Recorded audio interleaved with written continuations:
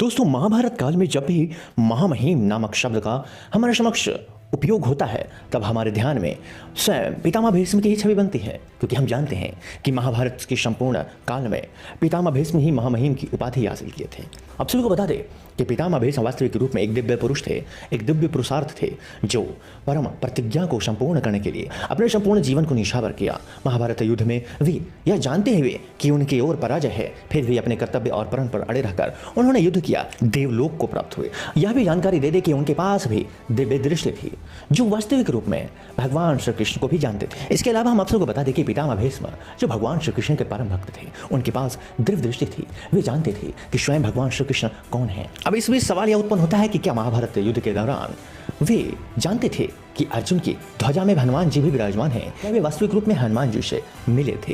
यह घटना इस वक्त की है जब महाभारत युद्ध प्रारंभ होने वाला था। यहाँ पर दोस्तों पितामह भीष्म कौरव सेना के प्रधान सेनापति का पद संभाले पांडवों की प्रतीक्षा कर रहे हैं कि कब युद्ध का शंखनाद हो।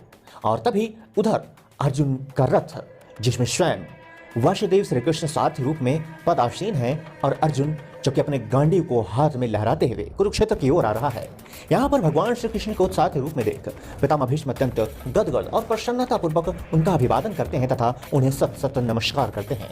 तभी उनकी दृष्टि अर्जुन के रथ पर फहरा रहे ध्वज की ओर जाता है और वह तत्क्षण यह देखते हैं कि वह ध्वज असाधारण प्रतीत हो रहा था।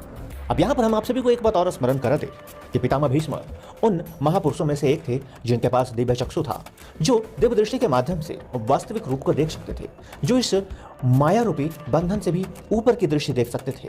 यही कारण था कि वे भगवान श्री कृष्ण के द्वारा दिखाए गए कुरुक्षेत्र में विराट स्वरूप के दर्शन भी किए थे। जी हाँ, इसका वर्णन हमें महाभारत पुराण में मिलता है। अब यही कारण था कि वे अर्जुन के रथ के ध्वजा में कुछ असाधारण शक्ति को महसूस किए, जो कि कोई अन्य नहीं कर पा रहा था। तभी उन्होंने अत्यंत ध्यानपूर्वक देखा तो वे चकित रह गए, क्योंकि इस ध्वज में और कोई नहीं, महाबली हनुमान जी ही उपस्थित थे। जी हाँ, स्वयं बजरंगबली की छवि, हनुमान जी की छवि अर्जुन के उस ध्वज में देखकर पितामह भीष्म अत्यंत चकित हो गए